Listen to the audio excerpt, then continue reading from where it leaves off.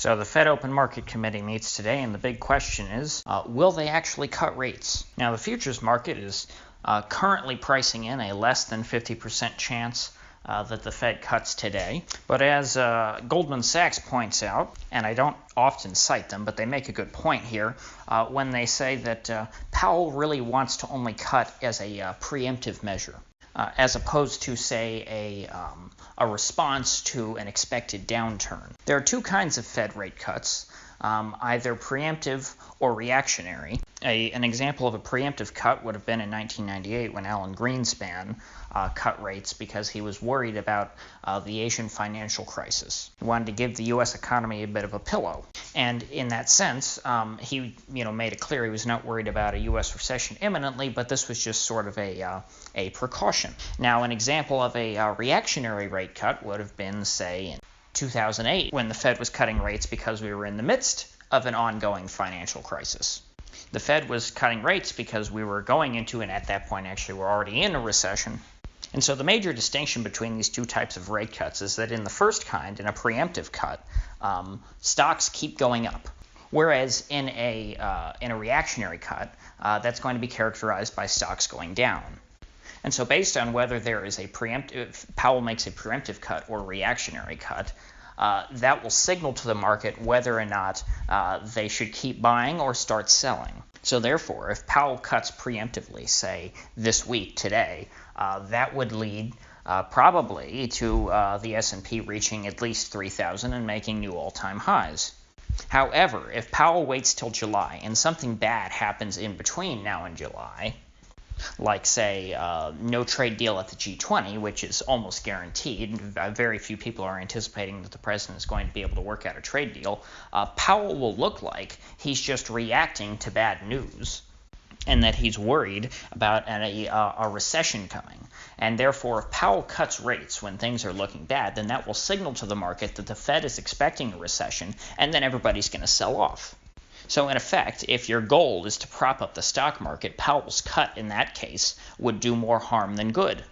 Now, even though the market is not expecting a rate cut tomorrow necessarily, they are expecting Powell to be an ultra dove, meaning that he's going to be very accommodative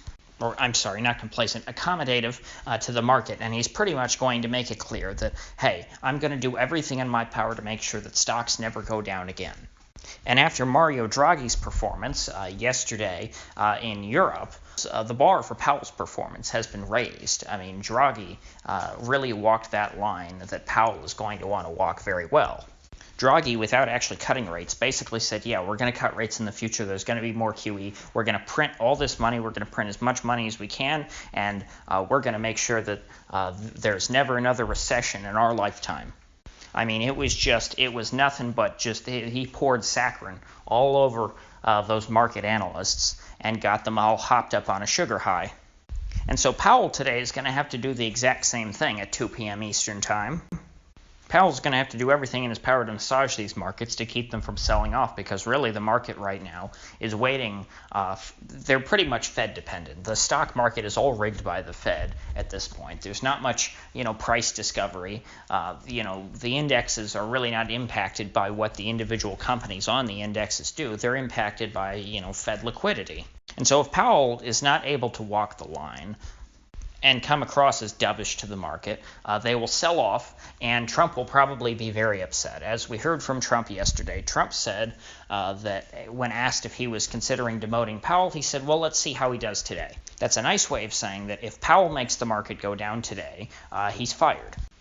Now, the obvious thing that a lot of you are probably thinking, is that, if Powell to keep his job just needs to be as dovish as possible, why doesn't he just, have a small rate cut today of, say, 25 basis points? Then Trump can't get mad at him because he's more dovish than the market even is expecting, considering that a rate cut is unexpected right now. And the answer as to why he can't do this is that if Powell does that, he'll be seen as a puppet of the president. He'll be seen as acting simply because the president wanted him to do. And that would, shred any credibility that he has left in anyone's eyes. I mean, I've never found Powell credible, or really any Fed chair in my lifetime. I think the last credible Fed chairman was Paul Volcker. But the mainstream still thinks of the Fed as being somehow independent of the presidency. So if Powell comes out and capitulates to the president's demands, he'll be seen not only as weak, but as really an organ of the White House. And that's why I say Powell really has to walk the exact same line as Draghi. Draghi was able to be an ultra dove without actually cutting rates. Now, obviously, the desire for any future rate cut to be preemptive and the desire not to look like a puppet of Trump are conflicting goals. Obviously, if Powell's goal was simply to get a preemptive rate cut out there that would be perceived as preemptive, rather than waiting so long for the economy to start turning down and then cutting into a recession, and then of course signaling to the market that you think this recession is going to be bad or that there's actually going to be a recession when we may just be in a market correction. Powell is really has to think about doing that carefully because, in doing so, even if it's what he actually wants to do, he'll still be perceived as a puppet of Trump. Now, perhaps if he comes out there and makes the case really strongly, well, actually, he can't come out and say that he wants to cut now because there may be a recession later, because that will trigger its own market sell-off. So, yeah, I don't really see how Powell wins in this situation. This is a pretty bad corner he's in. And it's not like I have any sympathy because he's put himself in this corner. Now, of course, if the Fed fails today, there is a backup plan for the president. James Bullard of the Federal Reserve has leaked to the media that he today will be voting in favor of a rate cut, which is, of course, what the president wants. And so, therefore, if Powell stumbles and ends up causing a slight market sell-off with his statement, well, then the president will have a new man at the Fed who he could elevate to Powell's position and demote Powell. Because I have a sneaking suspicion that those rumors about Powell's impending demotion were entirely true. And the president, I think, was as candid as always yesterday when he said, let's see how Powell does today. He has Bullard waiting in the wings, and we'll see if James Bullard becomes the next chairman of the Federal Reserve System. Because, of course, with unemployment at all-time lows and stocks at all-time highs, who wouldn't cut rates, right? Now, of course, these are all short-term problems. No matter what Powell does or no matter what James Bullard does if he becomes Fed chair, the recession is coming. It'll probably be here by the end of this year. However, perhaps if Powell is particularly poor in his performance today or next month in July, the recession may come a little earlier. But either way, you can't stop these things. It's how the Fed words their stupid press release has no impact on the overall structure of the economy. At least not in the near term. They can't fix what's broken. Once they've created this mountain of debt, there's no way to get rid of that other than, having a bankruptcy. Because, in reality, this whole economy is based on Fed stimulus. And the Fed really can't keep propping up the market forever. They can't keep making it go up. The best they can do is do what Europe and Japan have been able to do, and that's just keep cutting rates and cutting rates, getting to negative interest rates, printing more QE, buying up stocks, and keeping the markets about stable or where they've been.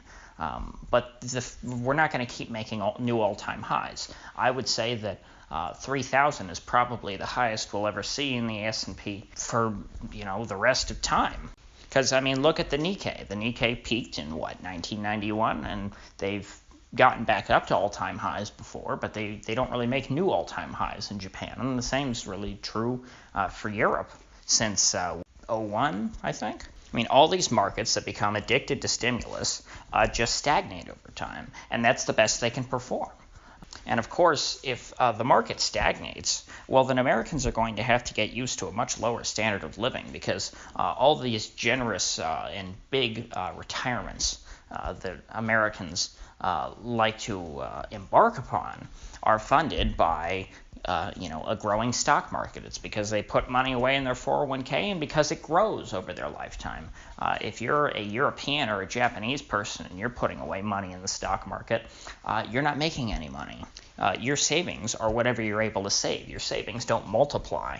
And of course, saving your money in the bank is even worse because not only can you not make decent returns, but you're actually paying the bank to hold your money because there are negative interest rates.